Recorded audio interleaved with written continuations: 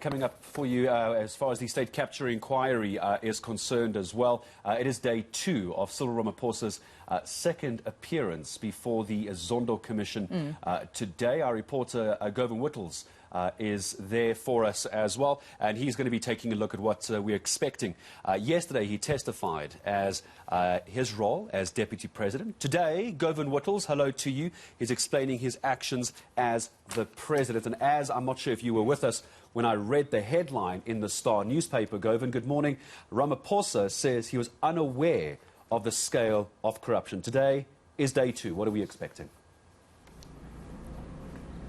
Yeah, he was unaware of specifically the Gupta network within the ANC and how it operated, especially in relation to state-owned enterprises. And the president saying he wasn't aware of the network that included the former Eskom CEO, Brian Molefe, as well as a number of other key executives at state-owned enterprises. And he says he only became aware of this when the Gupta leaks made its way into the press and eventually after that public protector's report on Brian Molefe. So that's what the president says is the way that he, or how he found out about the state capture within state-owned entities. And he says at that point he obviously had these 5 options which he crafted for himself, and then decided to remain within the ANC and work with others that are trying to defeat state capture without necessarily being too confrontational and causing his own expulsion from the cabinet, which he said would have entrenched state capture in society. Let's talk a little bit about one of the biggest and most controversial state-owned enterprises, that being Eskom as well, and a name Brian Molefe being mentioned on various occasions yesterday. So how in the dark did it seem the president was about what was happening at Eskom?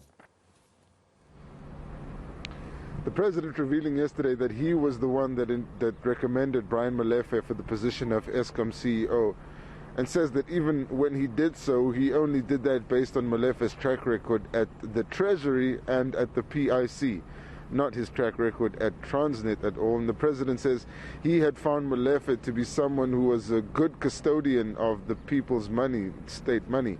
And he said it was on that basis that he made that recommendation. He appeared to be emphatic in his insistence that his recommendation of Molefe was in no way connected to the fact that Molefe knew the Gupta family.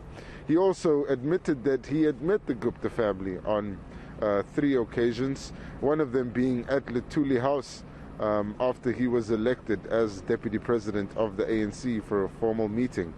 But he didn't go into the details about that meeting at all. Instead, he only says that he wasn't part of that Gupta network, and his recommendation of Brian Molefe was sincere because it was based on the good work that the president thought Molefe had done. Also denying, I see as well, any influence over the Eskom board as well from the president. Govan, let's talk about today. It is a bizarre situation if you don't follow politics closely. Yesterday, Cyril Ramaphosa speaking as the president of the ruling party, the ANC. Today, having to wear a slightly different hat and talk about being the president of the country. It's going to be interesting to hear if there's any differences in how he approaches the role.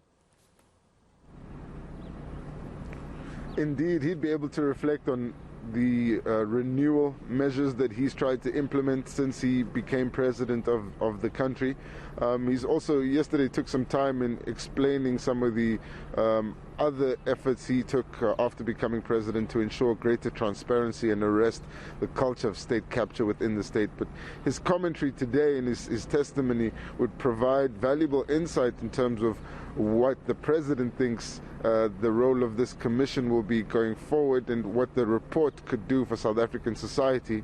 But of course he would also probably face questioning from Acting Chief Justice Raymond Zondo about different measures which could be proposed. Last time he was here, he spoke a little about what would happen if electoral reform were to be suggested, and he indicated that he wasn't a fan of the direct elections method of electing representatives. So we're expecting more of those insights, but also more elaboration on how he's changed things, but also how the legacy of state capture has has affected his term in government as president. All right, live for us from the state capture today, our reporter Govan Whittle is back with him a little bit later. We'll be back to him at just probably after 7 o'clock this morning. Also one of the big